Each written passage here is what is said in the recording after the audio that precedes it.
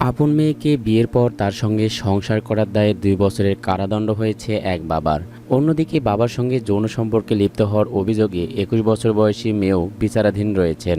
জানা গেছে ৪০ বছর বয়সী ক্রাভিস ফিল্ডোগ্রাফকে ২ বছরের সাজা শুনিয়েছে যুক্তরাষ্ট্রের নেব্রাস্কা রাজ্যের একটি আদালত। বাবা মেয়ের যৌন সম্পর্কের অভিযোগ ওঠার পর চলতি বছরের ফেব্রুয়ারিতে আটক হন ক্রাভিস ও তার মেয়ে সামান্থা কেরসানার। পুলিশ বলছে তাদের মধ্যে ভালোবাসার ও যৌন সম্পর্ক রয়েছে। তারা দুজনেই ভালোভাবে জানে যে তারা বায়োলজিক্যাল বাবা মেয়ে। সামান্থা পুলিশকে বলছেন সৎ বোনের থেকে বাবার সংস্পর্শে বেশি থাকতে চেয়ে তিনি এসব করেছেন।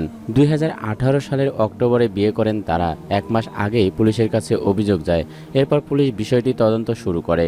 গত বৃহস্পতিবার রায় ঘোষণার আগে ক্রাভিসের আইনজীবী জানান তার মক্কেল বিষয়টি নিয়ে একেবারেই বিব্রত। ভবিষ্যতে এ ধরনের ঘটনা ঘটবে না বলে আশ্বাস দেন তিনি। ক্রাভিস মস্তিষ্কে আঘাতজনিত সমস্যায় ভুগছেন বলে দাবি করেন তিনি। তবে বিচারক সাহেব জানিয়ে দেন ক্রাভিস এমন এক ব্যক্তি সমাজে যার কোনো অবদান নেই। রাষ্ট্রপক্ষের আইনজীবী জানান দীর্ঘ সময় ধরে মাদক সেবন করছে ক্রাভিস। ২০১৮ সালের শুরু থেকে মদ্যপান করতে থাকেন। তারপরে মেয়ের সংস্পর্শে চলে আসেন তিনি। জানা গেছে ৩ বছর আগে বাবার সঙ্গে প্রথমবারের মতো সাক্ষাৎ হয় সামান্তার। তখন তার বয়স মাত্র ১৭ হচ্ছে।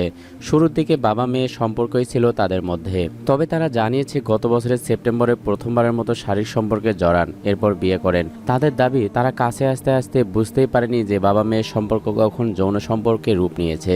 সামান্তার দাবি তিনি যখন জানতে পারেন যে তার সৎ বোন প্রথমে তার বাবার সঙ্গে যৌন সম্পর্কে লিপ্ত হয়েছে, বিষয়টি নিয়ে তার ঈর্ষা হয়। এরপর তিনি বাবার সঙ্গে যৌন সম্পর্ক স্থাপনে আগ্রহী হয়ে ওঠেন।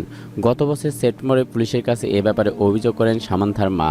যদিও বিয়ের জন্য বাবার পূর্ণ নাম লেখার প্রয়োজন পড়ে, তবে সামান্তার সনদে তার বাবার নাম উল্লেখ না থাকায় বিয়ের সময় এ নিয়ে কোনো ধরনের জটিলতা সৃষ্টি হয়নি। ডিএনএ পরীক্ষায় দেখা গেছে ক্রাভিস সামান্তার বাবা হওয়ার সম্ভাবনা ৯৯.৯%। আপনি যদি আমাদের চ্যানেলে নতুন হয়ে থাকেন তাহলে অবশ্যই আমাদের চ্যানেলটি সাবস্ক্রাইব করুন এবং ভিডিওটি ভালো লাগলে অবশ্যই লাইক করবেন এবং আপনার মূল্যবান মতামত কমেন্ট বক্সে জানিয়ে দেবেন। আর ভিডিওটি শেয়ার করতে ভুলবেন না। ধন্যবাদ সবাইকে।